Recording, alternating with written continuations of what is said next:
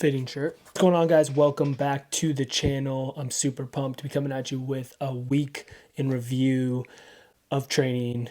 11 weeks out from the Mississauga Marathon, about 2 weeks out from a half marathon, about 6 weeks out from around the Bay, 34K.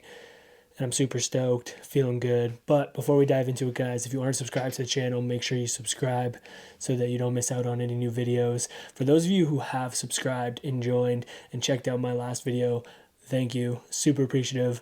I'm looking forward to continuing to try to do this YouTube thing the best I can. Let's dive into this week. This week was the biggest volume week I've had in marathon prep since my last marathon in September. I hit 72.67 to be exact kilometers this week, and I want to take you guys through the week. So a lot of my training right now is focused on easy runs. So to kick off the week, I had a 13K easy run on Monday, a 13K easy run on Tuesday. So those are strictly to build some good volume, some zone 2 aerobic capacity. The goal for me there is to keep my heart rate anywhere between like 145 to 155, but more on the lower end of that. Zone 2 would be the better thing to do. One thing I've really tried to do with my runs this marathon prep is keep my easy runs super easy. I could probably even bring down my pace and my heart rate even more as the prep goes on. And this is because I want to be able to hit my hard runs hard. And right now I have one run throughout the week that is what I would consider a hard workout run. And that would be the run that I did on Wednesday of this week. It was a fartlek run, which fartlek I'm pretty sure is a Swedish word for speed play, if I'm not mistaken. Where I am really pushing the intensity. And you'll hear a lot of people talk about keeping the hard runs hard and the easy runs easy. I really want to emphasize this for myself.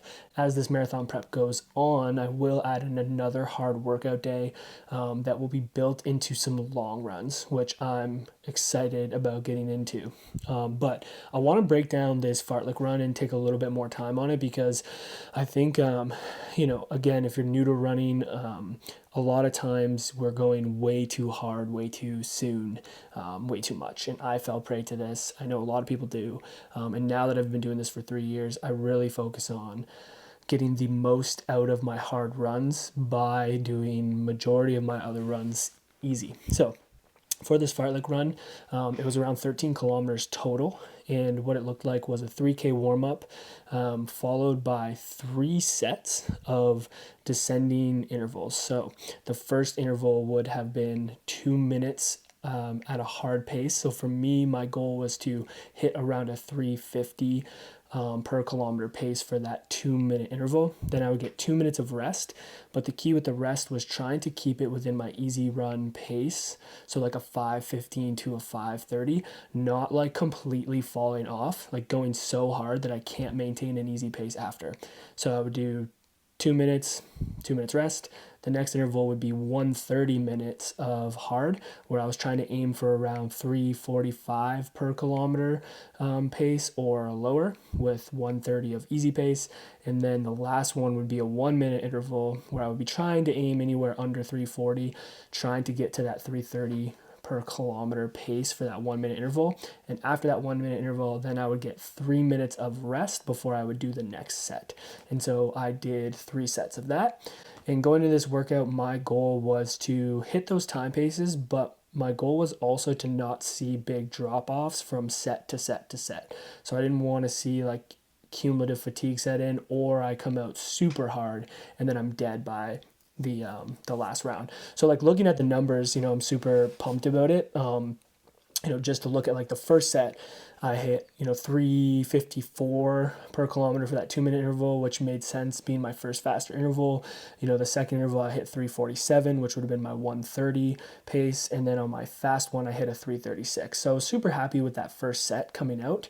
And then if I look at my last set of that workout, for the 2 minute pace, I was able to hit a 338, which was huge.